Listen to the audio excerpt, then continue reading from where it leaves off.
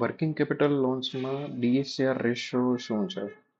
તો કે ડીએસસીઆર રેશિયો એટલે કે ડેપ્ટ સર્વિસ કવરેજ રેશિયો. આ એ રેશિયો છે કે જે બેંક અને એનબીએફસી કોઈ પણ બોરોવરની ડેપ્ટ રીપેમેન્ટની કેપેસિટી નક્કી કરવા માટે થઈને એનું ઇવેલ્યુએશન કરવા માટે થઈને આ રેશિયો યુઝ કરે છે. જનરલી ડીએસસીઆર ત્યારે કેલ્ક્યુલેટ કરવામાં આવે છે જ્યારે કોઈ પણ કસ્ટમર બેંક અથવા એનબીએફસીમાં ટર્મ લોન માટે થઈને ફાઇલ મૂકે છે. હવે ડીએસસીઆર નું ફોર્મ્યુલા શું છે? તો કે DSCR is equal to net operating income divided by total ડેપ્ટ ઓબ્લિગેશન. હવે નેટ ઓપરેટિંગ ઇન્કમ એટલે શું? તો કે net operating income is equal to EBITDA. EBITDA તમે કદાચ શાર્ક ટેન્ક ઇન્ડિયામાં જોયું જ હશે. ઇબીટા એટલે કે earning before interest tax depreciation and amortisation, જેને ઇબીટા કહેવાય છે.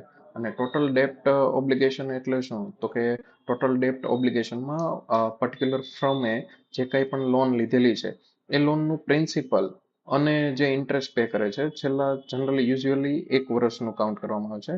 તો યુઝ્યુઅલી જે એક વર્ષની અંદર એને જે પ્રિન્સિપલ રીપેમેન્ટ કરેલું છે એ પ્લસ ઇન્ટરેસ્ટ એને ટોટલ ઓબ્લિગેશન કહેવામાં આવે છે, ટોટલ ડેપ્ટ ઓબ્લિગેશન.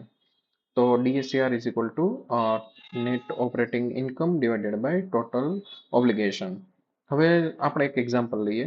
સપોઝ કોઈ બિઝનેસ છે જેની નેટ ઓપરેટિંગ ઇન્કમ છે 12 lakhs અને એણે જે કંઈ પણ લોન લીધેલી છે એ લોનનું પ્રિન્સિપલ પેમેન્ટ છે 6 lakhs રૂપીસ અને એની ઉપર ઇન્ટરેસ્ટ પે કરે છે 2 lakhs રૂપીસ છેલ્લા એક વર્ષમાં.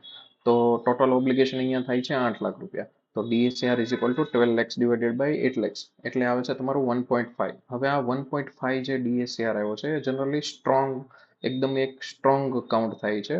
1.2 1.5 નો અર્થ એવી રીતે થાય છે કે કોઈ પર્ટિક્યુલર એ જે બિઝનેસ છે એ 100 રૂપિયાની એની ઓબ્લિગેશન છે પણ એની સામે એ કમાઈ છે 150 રૂપિયા.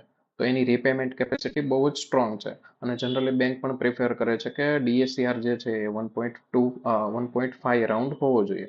જનરલી 1.25 અને એના કરતાં વધારે ડીએસસીઆર હોય તો જનરલી એ પ્રિફરેબલ છે. બટ એની કરતાં જો નીચે હોય તો બેંક તમારી ફાઇલ રિજેક્ટ પણ કરી શકે છે.